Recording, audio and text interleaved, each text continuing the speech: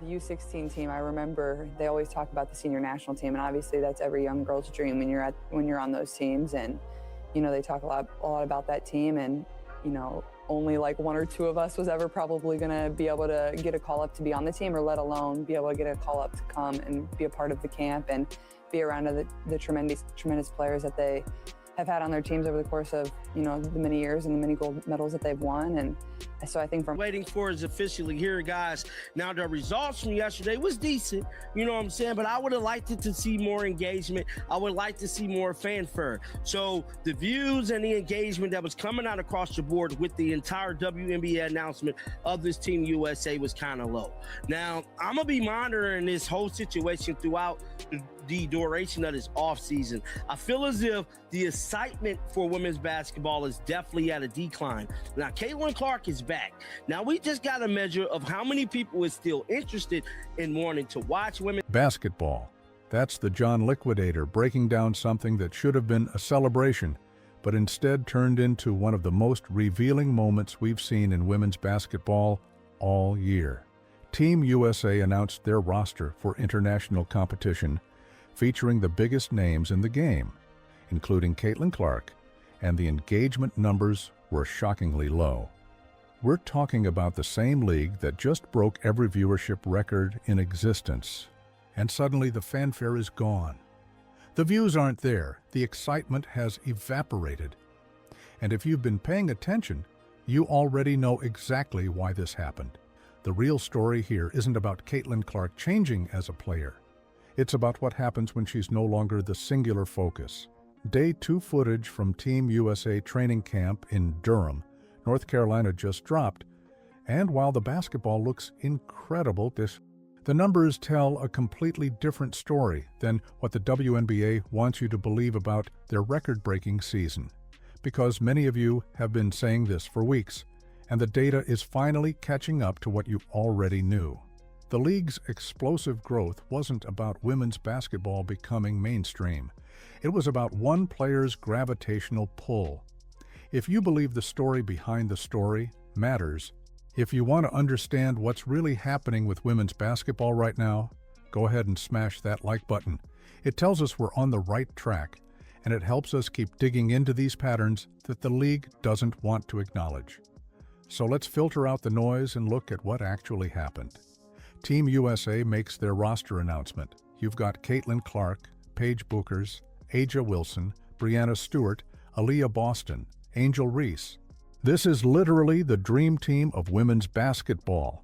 Multiple generations of talent, Olympic veterans, WNBA champions, and rookies who just finished dominating their first professional season. The kind of roster that should break the internet.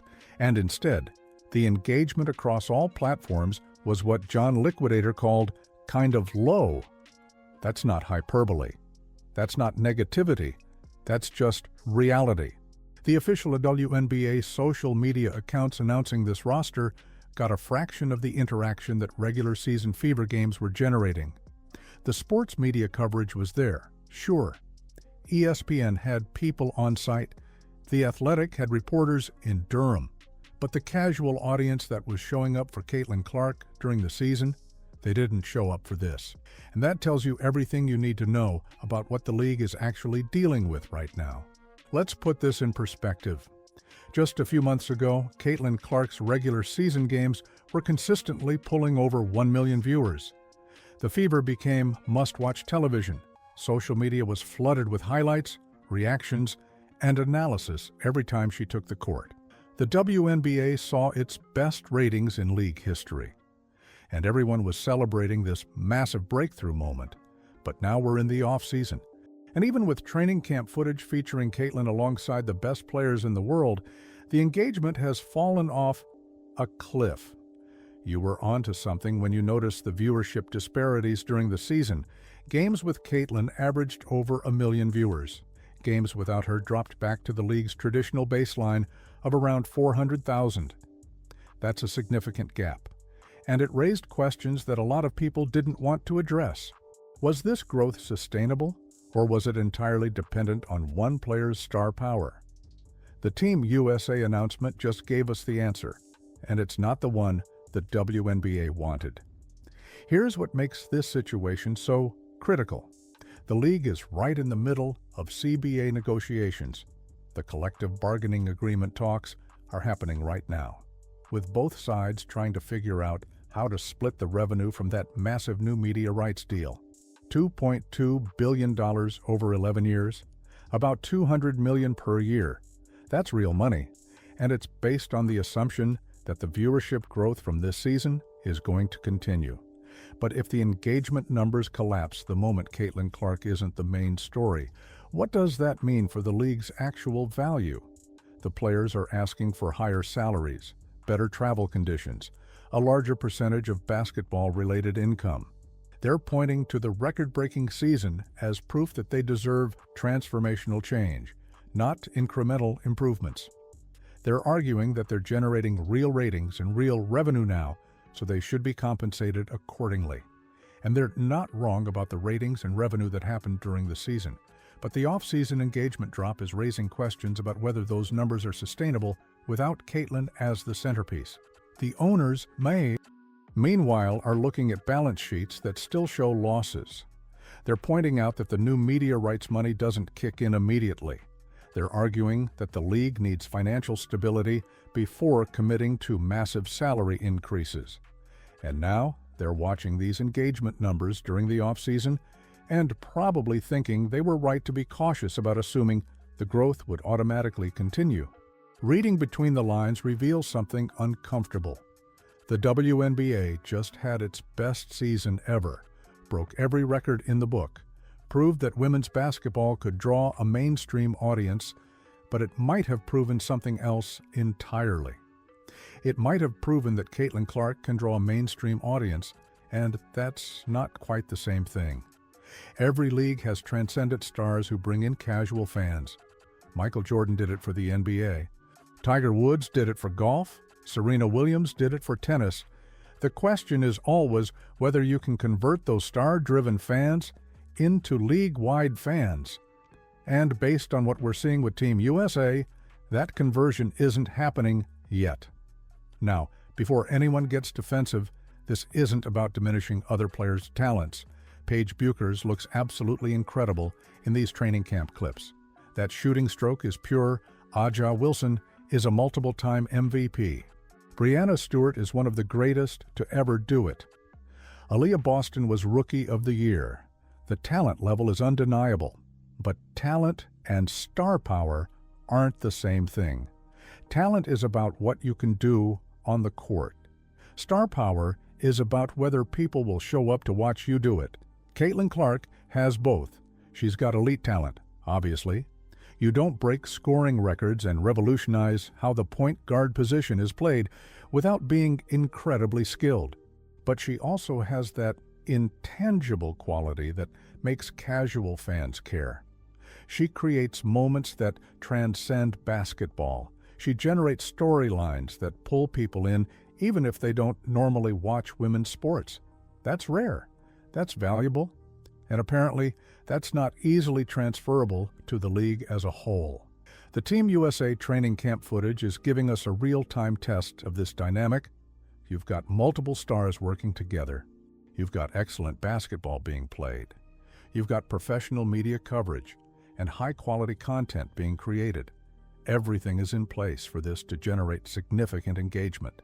But the numbers suggest the casual audience isn't locked in yet. They showed up for Caitlin during the WNBA season. They're not necessarily showing up for Team USA in the offseason, even though Caitlin is still there. That brings us to three possible explanations, and none of them are great for the league. First possibility is that this is just a normal off-season dip. People are busy with football. Basketball hasn't started yet. Maybe the engagement will pick back up when actual games start happening. That's the optimistic interpretation, and it's possible. But it doesn't explain why the roster announcement itself generated so little excitement compared to the hype during the season. Second possibility is that the audience needs a competitive storyline to care about. During the WNBA season, there was drama. There were rivalries. There were playoff races. Every game mattered for something. Training camp footage, even with star players, doesn't have those stakes. Maybe engagement will return when Team USA actually starts playing games against international competition. That's also possible. But it's concerning that even the announcement couldn't generate excitement. Third possibility is what Nobu wants to say out loud, but the data is screaming it. A significant portion of Caitlin's audience was specifically there for her, not for women's basketball broadly.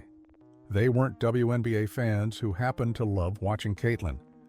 They were Caitlin fans who happened to be watching the WNBA because that's where she plays. And when she's not the main narrative, when she's just one player among many talented players, that specific audience doesn't show up. If you're seeing the same patterns we are, if you've been connecting these dots and wondering why nobody's talking about it, drop a comment below. Let us know what you think is really happening here, because this conversation is bigger than just one roster announcement. This is about the entire future of the league, and your perspective matters. So let's get into what this means for the actual players and the league's direction. Caitlin Clark gave an interview at training camp where she talked about her USA basketball journey, going all the way back to the U16 team. She mentioned how only 1 or 2 players from those youth teams ever get called up to the senior national team. She talked about being cut before, experiencing both sides of it, never taking the opportunity for granted. And you can hear the genuine appreciation in her voice. You're at the U16 team. I remember they always talk about the senior national team, and obviously that's every young girl's dream when you're on those teams. And they talk a lot about that team, and only like 1 or 2 of us was ever probably going to be able to get a call up to be on the team, or let alone be able to get a call up to come and be a part of the camp and be around the tremendous players that they have had on their teams over the course of the many years and the many gold medals that they've won. And so I think for myself, like, that's kind of what you start thinking about, is like how long I've kind of been involved in USA basketball and the journey that it's been. I've been on teams, and then I've had moments where I've been cut and I haven't been on teams. So you experience all of it. And I think that also speaks to how great USA basketball is and how dominant they are. Like, there's so many amazing players that have been a part of it and have worn the 3 letters across their chest. And for me, you never take that for granted. So I'm super excited to be back here. And good. She looked damn good. I ain't gonna lie to you, bro. She looked like a young Diana Taurasi, bro. That mid-range shot she got is nasty. She looked hella good, y'all. I ain't gonna never ish on Paige, because I know, like, a lot of people might want to, bro. A lot of people be wanting to pin her against Caitlin and stuff, but she looked. That's the interesting dynamic right there. Caitlin's talking about her journey and showing humility, while analysts are breaking down Paige Bueckers' performance and comparing her to Diana Taurasi, and they're not wrong. Paige looks exceptional in these clips. That mid-range game is lethal. The shooting form is textbook. This is elite talent on display, but here's what makes the situation complex. Paige Bueckers is going to be one of the biggest stars in women's basketball. She's got all the tools. She's got the college pedigree. She's got the skill set to dominate at the next level. And yet, even with her starring in these Team USA training camp clips, the engagement numbers are low. So it's not just about whether other players are talented enough. It's about whether the casual audience that Caitlin brought in is willing to invest in the broader ecosystem. The roster composition for Team USA is genuinely impressive. You've got multiple Olympic gold medalists. You've got WNBA champions. You've got players who've been dominating professional basketball for years. And you've got young stars who are about to take over the league. On paper, this should be generating massive excitement. The fact that it's not tells you something fundamental about where the audience actually is. Now, let's connect this to the CBA negotiations, because that's where the rubber meets the road. The players are arguing that the league just proved it can generate mainstream attention and significant revenue. They're saying the $2.2 billion media rights deal reflects their true market value, and they deserve a much larger share of that money. They're asking for transformational changes to salary structures, travel conditions, and revenue sharing. And based on the regular season numbers, their argument makes sense.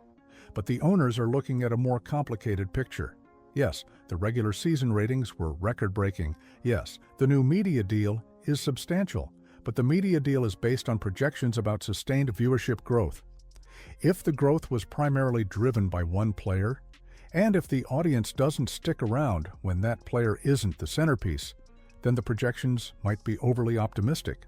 That matters for how much financial risk the owners are willing to take on. This is why the CBA negotiations are so delicate right now. Both sides have legitimate points. The players absolutely deserve better compensation and working conditions. They're flying commercial while generating millions in revenue. They're staying in mid-tier hotels, while their male counterparts get luxury accommodations. They're making six-figure salaries, while NBA players make millions. Those disparities are real, and they need to be addressed. But the financial sustainability question is also real. The WNBA has operated at a loss for most of its existence. The increased revenue from the new media rights deal doesn't kick in immediately, and it's contingent on maintaining the viewership levels from this past season. If engagement drops significantly during the off-season and doesn't recover, that changes the economic equation for everyone involved. The risk of a work stoppage right now would be catastrophic for momentum. The league just had its best season ever. They just signed a massive media rights deal. They just proved that women's basketball can draw a mainstream audience. Walking away from that momentum over a labor dispute would waste all the progress that's been made. But the players also can't afford to accept an agreement that doesn't reflect their actual market value, because this might be their best leverage moment. Here's where the Team USA situation becomes a crucial data point. When international competition actually starts, when Team USA plays real games against other countries, the viewership numbers for those games are going to tell us a lot about the sustainability of the audience growth. If those games generate strong ratings, that's a positive sign. It means the audience is there for high-level women's basketball, not just for one player during the WNBA season. If the ratings disappoint, that's a warning sign that the league needs to figure out its marketing and audience-building strategy beyond relying on Caitlin's star power. Those clips from Durham show excellent basketball. Aaliyah Boston looks polished. The depth of talent is undeniable. Sonia Citron even kind of resembles Caitlin, which is a fun observation. But the quality of basketball and the level of engagement are two different things. And right now, we're seeing a disconnect between them. The media coverage is there. Leslie Pearlman from ESPN is covering it. Amy Costello from The Athletic is posting footage. The access is real and the content is flowing. So it's not a media coverage problem. The reporters are doing their jobs. The content creators are putting in the work. But the audience that showed up for Caitlin during the WNBA season isn't showing up in the same numbers for Team USA preparation. And that gap matters. Let's be clear about what's at stake. The WNBA has a real opportunity right now to establish itself as a major professional sports league. The infrastructure is better than it's ever been. The talent level is higher than it's ever been. The media coverage is more extensive than it's ever been. And they just had a season that proved mainstream audiences will watch women's basketball if the product and the storylines are compelling enough. But opportunities come with risks. If the league can't convert the Caitlin Clark audience into a sustainable WNBA audience, if the CBA negotiations result in a work stoppage that kills momentum, if the casual fans who discovered women's basketball this year don't stick around for next year, then this moment could end up being a peak rather than a turning point. The next few months are going to be critical. Watch whether Team USA generates strong engagement when they start playing actual games. Watch whether the casual audience that discovered women's basketball through Caitlin stays engaged with the sport more broadly. Watch whether the CBA negotiations result in an agreement that satisfies both players and owners, or whether we're heading for a confrontation that derails everything. Because the stakes have never been higher. The league just had its best season ever, but that success created new questions about whether the growth was sustainable. The answer to those questions is going to determine whether we look back on 2024 as the year women's basketball broke through, or as the year it peaked before falling back to earth. So if you want to stay ahead of where this is heading, if you want to understand the business and the dynamics behind the headlines, make sure you're subscribed with notifications on. We're going to be tracking the Team USA viewership numbers when games start. We're going to be following every development in the CBA negotiations, and we're going to be analyzing what it all means for the future of the league, because this story is just getting started. And the next chapter is going to reveal whether the WNBA can build on this momentum or whether they're about to learn a hard lesson about the difference between one star's drawing power and sustainable league-wide growth. Until next time, keep questioning the narratives.